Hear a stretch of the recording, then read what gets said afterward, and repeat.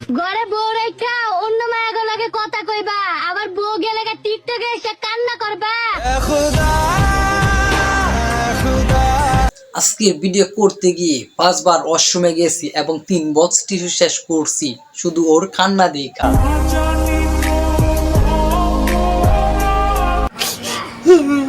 ভাই আমি ইয়াস আব্দুল্লাহ, মানুষ ছোট তো তাই এখনো বিয়ে করতে পারি নাই। তো আর কিছুদিন পরে একটা বিয়ে শাদী করবো চিন্তা ভাবনা করছি। অল্প বয়সে বিয়ে সবাই করতে পারে।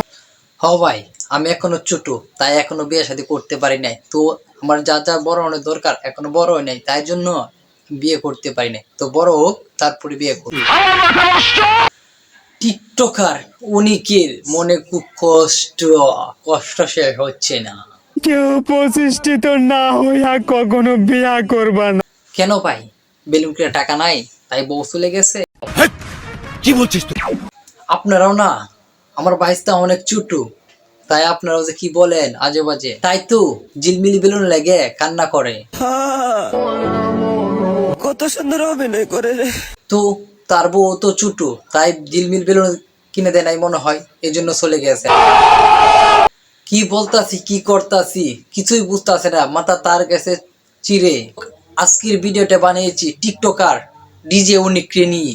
এই অল্প বয়সে পাকে নাই কিছু কিন্তু বানিয়ে ফেলেছে একটা বধূ। ফুল টাইম বউ ব্যবসা করে, হাতে ধরেছে মধু, কিন্তু কাইতে বয়ে ওদের ভালোবাসা দেখলে বাথরুমে চেপে যায়।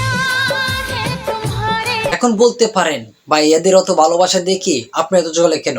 ভাই আমার এত জ্বলে না, ওদের ভালোবাসা দেখে মনে হয় ফার্মেসি গ্যাস্ট্রিক ওষুধ বিক্রি করা বন্ধ হয়ে যাবে। যদি দেহের পাগল হতো তাহলে নেশা করার টাকা দিয়ে আগে নারীর দেহ কিনতো। বাইরে ভাই ওদের কষ্টের ফেসটা দেখলে পরে দিয়ে পেটের সমস্যা এমনি অটোমেটিক ভালো হয়ে জাগা, গ্যাস্ট্রিকের ওষুধ চালায়। আমরা অল্প বয়সে বিয়ে করছি দেখা আমাদেরকে পৃথিবী থেকে সরাই দিতে চায়। বোন তোদের পৃথিবী ছাড়তে হবে না, আবার যদি তোরা সোশ্যাল মিডিয়া থেকে অনেক দূরে চলে যায়। মাত্র মৃত্যু ছাড়া আমাদের দুজনকে কেউ আলাদা করতে পারবো না। নাটক কম করে প্রিয়, তাহলে তোমার জামাই নদীর পাড়ে শুয়ে শুয়ে কান দেখেন। একটা ফালতু মেয়ের প্রেমে পড়া তোর মনে আমি অনেক কষ্ট দিছি রে। কিছুক্ষণ আগে কি ডায়লগ দিলা তোমার বউয়ের সামনে ভাইয়া, তো এটা কি বুঝলা গেছো? অল্প বয়সে বিয়ে সবাই করতে পারে না। জানুস ভাই আমার মুখ ভরা ভালোবাসা ছিল কিন্তু টাকা ছিল না, আর এই টাকার জন্য আমি আমার সাজানো সংসারটা ভাঙ্গা তছ নছ করে চলে। তুই কান্দিস কেন ভাই?